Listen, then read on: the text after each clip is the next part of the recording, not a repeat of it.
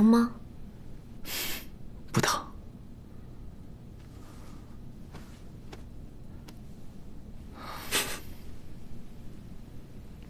花花为何要笑？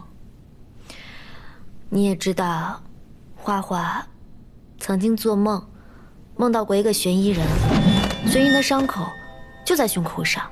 为了找到他呀，我还扒过角落的衣服。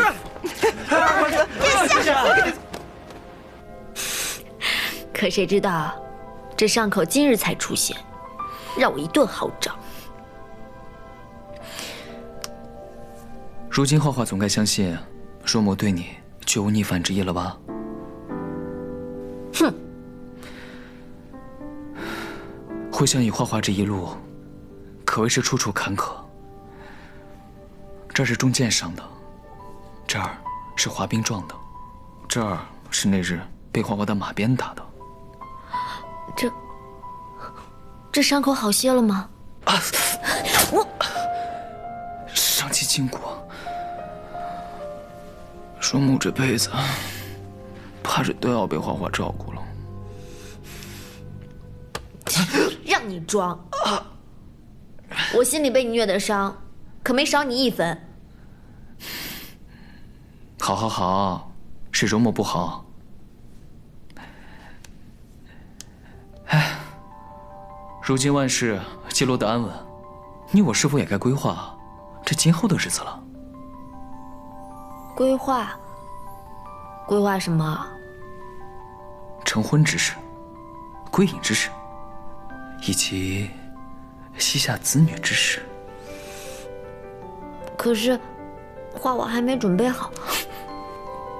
择日不如撞日，不如就今天吧。你想得美，要亲也是我来。我是想着要拿石榴去祭拜祖父祖母，然后跟他们说，姐，跟陈安博终于开花结果了。还说我呢？那你呢？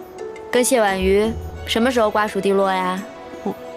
我才不着急成家呢，我还没玩够呢。还没玩够？我告诉你啊，抓点紧，让我跟你娘早点当上祖父祖母。生娃？那你俩生去呗。打你个臭小子！臭小子，怎么说话呢？爹娘都多大岁数了，净说胡话。哼，认真点。什么时候去向谢婉瑜提亲？我说，你是不是跟谢婉瑜只是玩玩的，没认真啊？怎么可能？我很认真的。那你吞吞吐吐的干什么呀？还不是因为谢婉瑜刚休了二皇子，我要是现在就去提亲，总感觉有点占人家便宜。爱情可真奇怪啊，恒帝居然有便宜不占了。哎，花花，你得空啊，还得去趟石家，好好谢谢石进大人。